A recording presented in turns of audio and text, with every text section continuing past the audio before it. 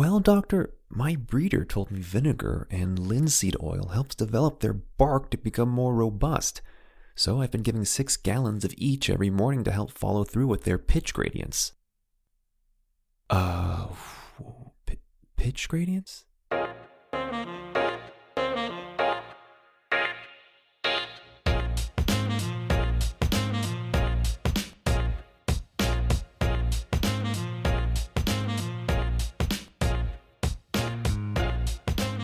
Welcome to the Drat Veterinary Podcast. I am your host, Dr. Alfred Tam, and today we are talking about breeders. I know as veterinarians we may automatically shudder when we hear this word because a lot of us do not have good experiences when it comes to working with breeders, or their communication and relationship with our client can sometimes make it hard for us to do our job.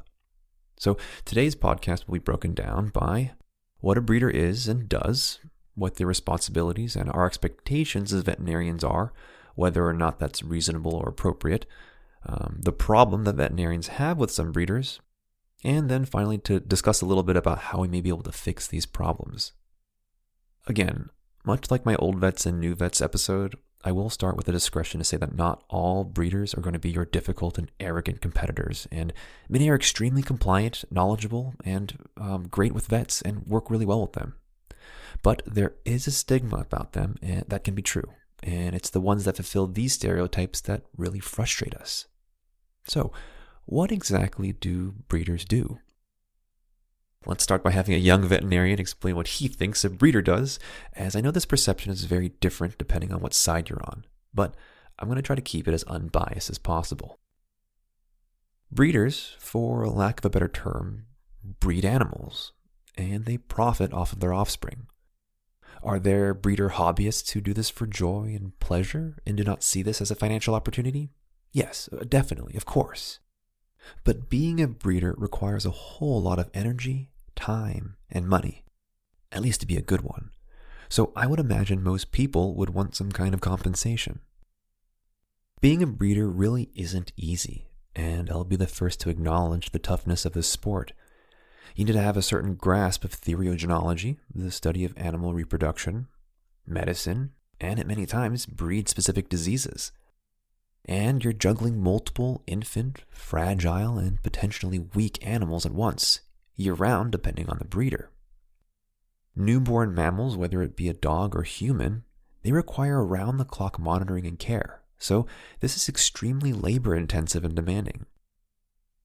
Now, combine their understanding of practice of said knowledge with marketing of the business with social media, promotion of their product, and constant customer service of clueless prospective pet owners. This sounds kind of similar to what a lot of us vets do, right? Well, we have animals and we have medical terminology. There definitely is some overlap. But this is where we have our problem sometimes. Breeders are not veterinarians. They have skills, they have knowledge, they have work ethic, but they do not have a degree in a fundamental practice of animal science and medicine.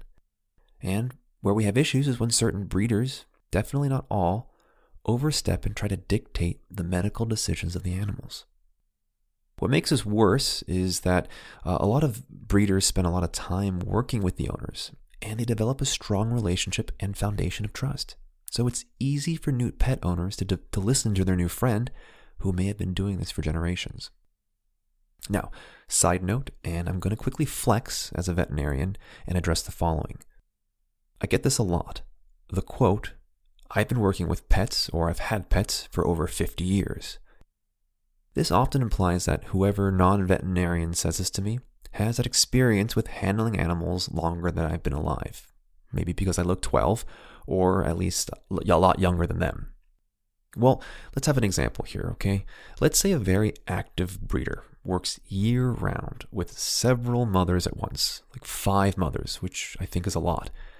Added the number of puppies, let's say 4 per birth, so 20 puppies every conception and gestation period, which is about 2 to 3 months of planning and work. All right, bear with me on these totally unrealistic numbers. But in a year, every 3 months, 20 puppies. So 12 months, multiply that by 4. You produce and work with about 80 dogs. Let's add about a dozen or so more if you include the mothers. So 100 animals per year. 100 animals is how many patients veterinarians see in a week, on average, if not way more. So whatever experience someone may have and boast, it's not going to be more than a vet who's been out for even a few months. Okay? Flex now completed. Anyway, good breeders have a certain understanding of theory of genealogy, medicine, and breed-specific diseases. And they are also personable and develop good bonds with the owners. They also take their puppies to the vets to learn more about the welfare of newborns, vaccination protocols, and run tests to determine, one, the hormonal levels of the mother and when she's ovulating. There's a cool science to this that I would recommend finding sources to because I'm horrible at explaining this.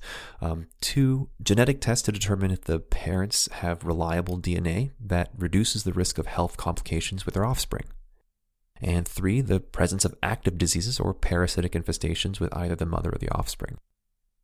So this relationship with the breeder and a vet is key.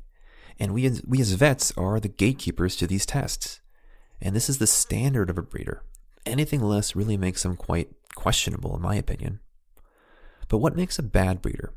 Well, a bad breeder, for one, they have poor to no understanding of the theory of genealogy or medicine. 2, they neglect on proper care and husbandry for the mother and newborns. 3, they neglect on vaccinations and dewormings. 4, they produce wrong or intuition, assumption-driven ideas that are preached to the owner. One recent example that I saw in one of the Facebook groups that I follow is a breeder gave a handout to an owner listing a bunch of antibiotics and medications the dog could not have. Even vaccines in bold caps saying no Bordetella, no Lepto. And that's wrong. But the worst thing is no communication with the veterinarian, okay? Everything above could just be prevented if the bad breeder had a healthy collaboration with a vet. The proper facility and tests could be run to ensure the time and health of the mother and puppies are optimized. They could share knowledge of, random idiosyncratic breed-specific issues, and this ultimately creates a better, healthier puppy, thus making it easier to sell. One of my biggest pet peeves are backyard breeders who do not consult with a veterinarian, and they try to breed extremely disease-prone dogs, such as French bulldogs. 80% of my clientele at my emergency. And these breeds absolutely require medical and surgical intervention to produce their offspring. So you'll have, at 3 o'clock in the morning, you'll have an emergency come in with an adorable and beautiful French bulldog who's been straining for the last 12 hours with her eyes bulging out of her sockets because she's grasping for air due to the strain, as well as the abdominal pressure of the fetuses pushing up against her already small respiratory system for the last 2 months. All right. So I won't go much into the backyard breeders anymore because I find that many of them, they go into it thinking that they can make a quick buck. They're going to cut corners on cost and to maximize their profits. And now the owner is left with a dog that was not born and raised in an optimum condition, which is really unfortunate. Places you may find a backyard breeder is Craigslist. Please do not buy a Craigslist puppy. The majority of parvo and distemper cases are often from this domain. So if you really want a pet, check out more dedicated services versus a place that also gives out free bricks on the side of the highway. All right. And this whole thing, I'm not talking about the breeders who accidentally had their dog impregnated and are now dealing with the consequences. No, I've seen many of these situations, and they usually come to their vet once they notice this and actively try to figure out how to manage the pregnancy appropriately, which is great, and accidents happen. And I'm also not targeting breeders who are just doing this primarily as a means of income, okay? The positive things about breeders is that they, for one, they also drive the economy for veterinarians. They bring more patients into the world, so we as vets, we kind of have to appreciate that. They also keep the generations of purebreds along. So this obviously has its pros and cons, but if you do it right, you have a beautiful and healthy animal. Again, I'm not using the word beautiful here, meaning that mixed breeds aren't, okay? So I'm going to touch up on a little bit of a topic that might have some unpopular opinions. There is a huge hashtag movement called Adopt Don't Shop that promotes adopting a pet from a shelter versus buying one from a breeder. This obviously has some incredible moral merits You're saving an animal from confinement and possibly euthanasia and giving it a home with food and lots of love. It is such a great way to acquire a long-term companion and also save a life. It's a double whammy. But animals that have a traumatic change in their environment, such as abandonment, abuse, and rehoming, they have higher chances of psychological damage. Humans are animals too, and this is definitely something we know about and study in human psychology. Dogs and cats are no exception. And with the adoption of a pet from a shelter, you run the possibility of an emotionally turmoiled animal. Many of us vets are obviously used to this kind of behavior, and we enter this field because we're willing and eager to endure and help this kind of psychological damage. But not everyone is prepared and willing to go through with it. And some people also want a companion with specific physical or physiological traits, and that's okay. This is where the importance of a breeder comes in, right?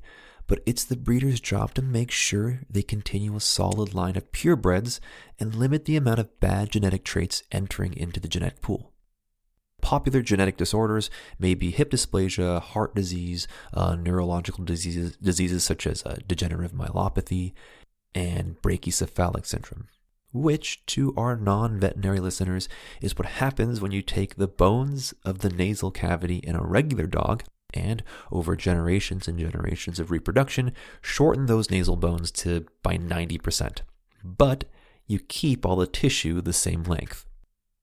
All that flesh becomes packed together, and air is not able to travel through as well as it should.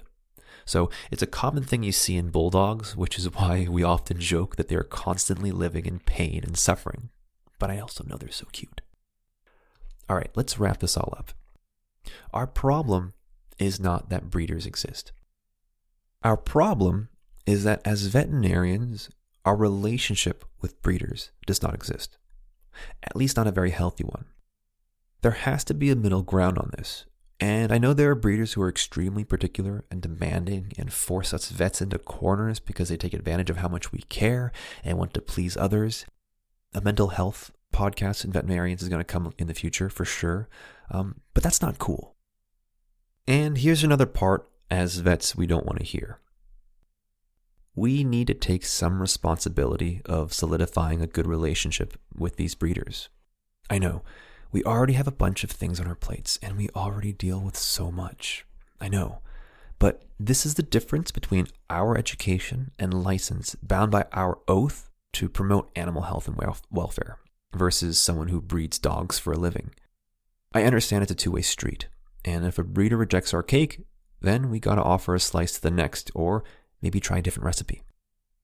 Communication is gonna be key. It's not gonna be a one-day fix, but we have to stay strong and communicate appropriately.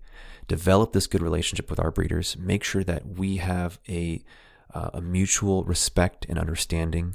You're not going to obviously have the same interests or same agreements, but again, this goes down to the middle ground and just finding a way that we can keep this consistent. If we can collaborate well with breeders, it ultimately gives our patients and their owners the best chance of prosperity. Breeders can feel more comfortable coming to us for medical advice, and we may not have to have cases where breeders are telling owners not to vaccinate their pets. This overall improves the standard of our medicine, and hopefully it trickles down to even the backyard breeders. If you want some more information on purebred processes and standards, check out akc.org, which stands for American Kennel Club. This organization has been around for decades, and they have a large database of information of specific breeds and their genetic profiling. For my friends in the veterinary field listening in and also have resources on what I've discussed, please comment and post them on my Instagram. Let's share this knowledge. For those in search of a purebred dog, akc.org also has a marketplace that can connect you to some potentially credible breeders, giving you a checklist of what was done and what to expect. Best of luck on finding your new best friend.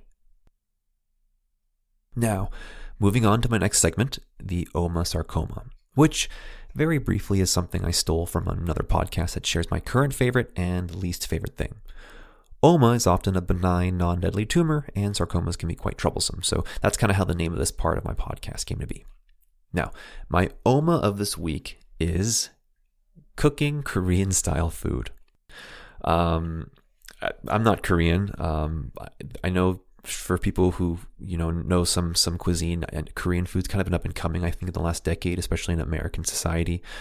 Outside of your big Asian populations, people have been obsessed with kimchi, which is one of the things that I've been living off of the last 2 weeks. But kind of extending from that, their Korean chili paste and powder, which stores incredibly well, if you just add that as a marinade, it automatically makes one of the most delicious meals. I literally, you can buy some meat or tofu, cut it up, add a tablespoon or two of the Korean chili powder with another spoon of the paste, a little bit of soy sauce, sure, sesame oil, sure, a little bit of sugar, whatever you can to go the extra mile by adding. You can go a little bit more by onions, garlics, ginger, all that stuff. I'm going to butcher the names of the powder and the paste if I say it in Korean, so I'm not going to say it, but if you just type in Korean chili paste powder, it'll pop up. The paste is available in actually most grocery stores that I've seen, even in Florida.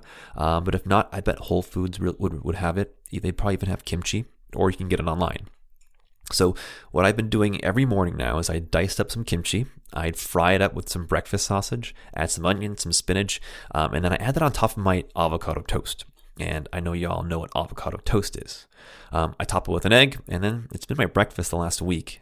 I'm obsessed. So I guess our sponsor for this episode is Korean cuisine. My sarcoma, it's going to be the death of Kobe Bryant. I hate it.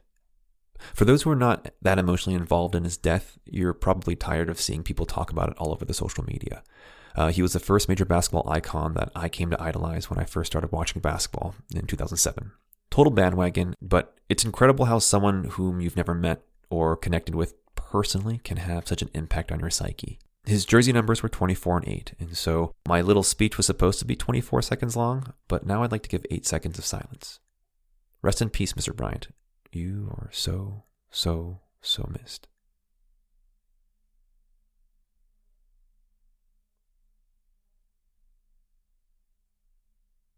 Okay, that will do it for my third and final episode of this podcast.